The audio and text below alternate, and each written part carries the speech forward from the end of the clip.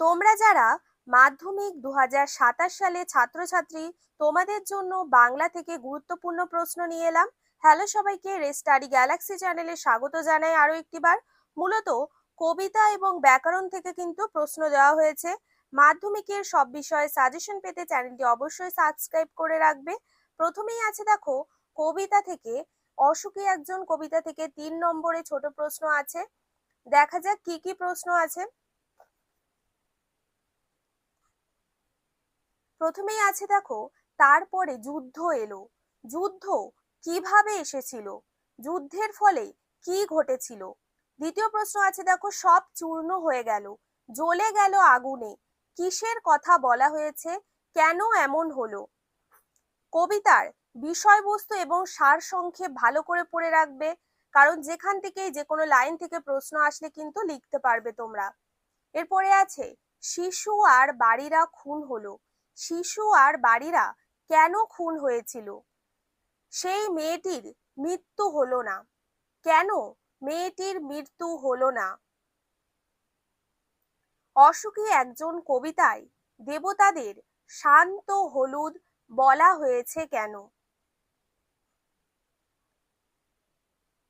এরপরে আছে দেখো, অসুখী একজন থেকে 5 নম্বরের বড় প্রশ্ন।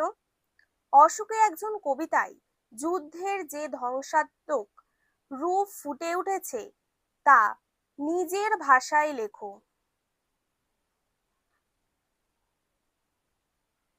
আই আরো বেঁধে বেঁধে থাকি, কবি শঙ্খ ঘোষের লেখা। এখান থেকে কিন্তু 3 নম্বরে ছোট প্রশ্ন আছে। দেখা যাক কি কি প্রশ্ন আছে। আমাদের ইতিহাস নেই, কারা এ কথা বলেছে? ইতিহাস না থাকার কারণ কি? এরপরে আছে দেখো, আমরাও কি তবে এইভাবে, অথবা প্রশ্ন ঘুরিয়ে আসতে পারে, মুছে যাব এই লোকালয়ে?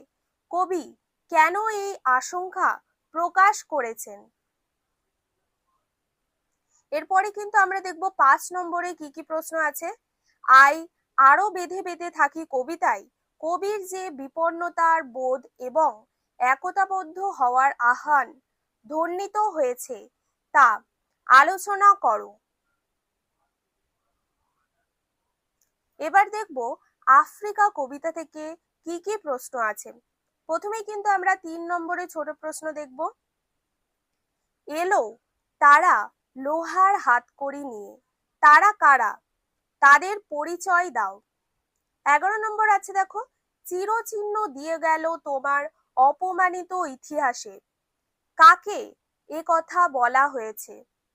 কিভাবে তার অপমানিত ইতিহাসে চিরচিহ্ন পড়েছিল? 5 নম্বরের প্রশ্ন আছে এখান থেকে, আফ্রিকা কবিতায় কবির সাম্রাজ্যবাদ বিরোধী মনোভাব এবং অপমানিত আফ্রিকার যে চিত্র সেটি কিভাবে প্রকাশিত হয়েছে? অভিষেক, মাইকেল মধুসূদন দত্তের লেখা অভিষেক থেকে আমরা দেখব 3 নম্বরের কি কি ছোট প্রশ্ন আছে। প্রত্যেকটি প্রশ্নই কিন্তু খুবই গুরুত্বপূর্ণ, ভালো করে দেখে যাবে তোমরা। জিজ্ঞাসিলা মহাবাহু বিস্ময় মানিয়া, মহাবাহু কে? তার বিস্ময়ের কারণ কি? এরপরে আছে দেখো, বিদায় এবে দেহ দেবী সেনাপতি পদে, বক্তা কে? তিনি কার কাছে বিদায় চেয়েছেন?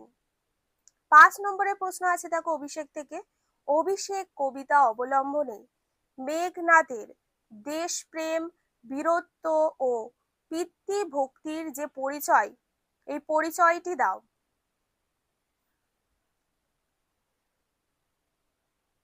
প্রলয়োল্লাস থেকে আছে 3 নম্বরে ছোট প্রশ্ন। দেখা যাক কি কি আছে। প্রথমেই আছে দেখো, আসছে এবার অনাগত প্রলয়, নেশার নিত্য পাগল। অনাগত বলতে এখানে কাকে বোঝানো হয়েছে? তার আগমন রূপের বর্ণনা দাও। তোরা সব জয়ধ্বনি কর, তোরা বলতে কাদের বোঝানো হয়েছে? কবি কেন জয়ধ্বনি করতে বলেছেন?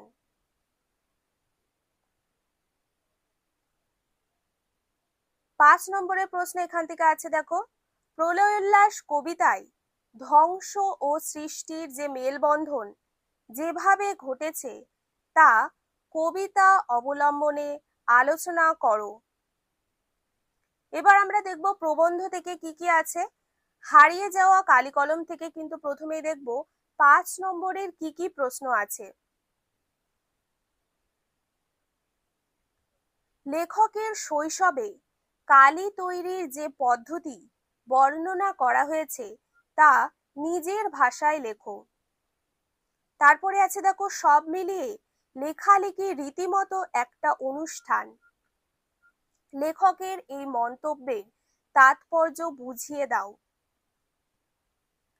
কালি কলমের প্রতি লেখকের যে ভালোবাসা ফুটে উঠেছে তা আলোচনা করো।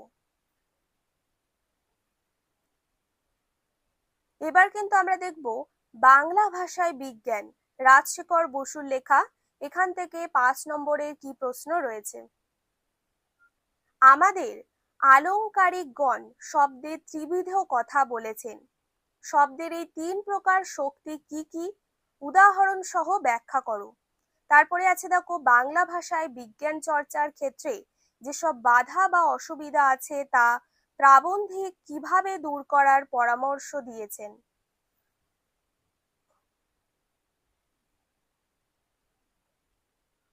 এবার কিন্তু আমরা ব্যাকরণ থেকে দেখব কি কি আছে। ব্যাকরণ থেকে দেখো প্রথমেই আছে কারক, সমাস, বাক্য ও বাচ্য। এগুলো কিন্তু ভালো করে দেখে যাবে। কারক ও অকারক, এখান থেকে কিন্তু যেগুলো আসবে নির্দেশক ও বিভক্তির পার্থক্য, এগুলো কিন্তু তোমরা দেখে যেতে পারো।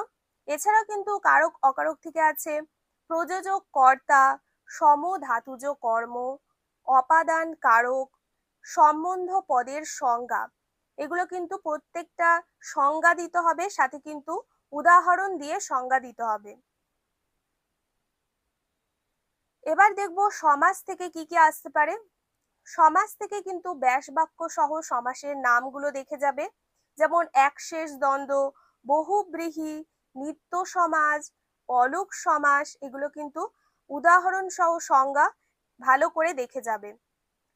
নির্মিতি, কাল্পনিক সংলাপ আর প্রতিবেদন থেকে যেগুলো আসতে পারে, প্লাস্টিক বর্জন, বৃক্ষরোপণ, নিত্য প্রয়োজনীয় দ্রব্যের মূল্য বৃদ্ধি। এছাড়া কিন্তু রক্তদান শিবির সম্পর্কিত প্রতিবেদন, এগুলো কিন্তু কাল্পনিক সংলাপ প্রতিবেদন থেকে আসতে পারে, ভালো করে দেখে যাবে। এবার দেখব রচনা থেকে কি কি আছে। 10 নম্বরের রচনা থেকে বিজ্ঞান ও মানব জীবন, প্রশ্নটি কিন্তু ঘুরিয়ে আসতে পারে, যেমন দৈনন্দিন জীবনে বিজ্ঞানের কি ভূমিকা, এরকম। চরিত্র গঠনে খেলাধুলার ভূমিকা, অথবা ছাত্র জীবনে দায়িত্ব ও কর্তব্য, অথবা ছাত্র জীবনে শৃঙ্খলা। স্টার মার্কগুলো কিন্তু ভালো করে দেখে যাবে। একটি ভ্রমণের অভিজ্ঞতা বা একটি স্মরণীয় ভ্রমণ। সাথে আছে, দেখো, পরিবেশ দূষণ তার প্রতিকার, পরিবেশ দূষণ ও পরিবেশ সংরক্ষণ। প্রত্যেকটি কিন্তু গুরুত্বপূর্ণ, বেশিরভাগ কিন্তু স্টার মার্কগুলো ভালো করে দেখে যাবে।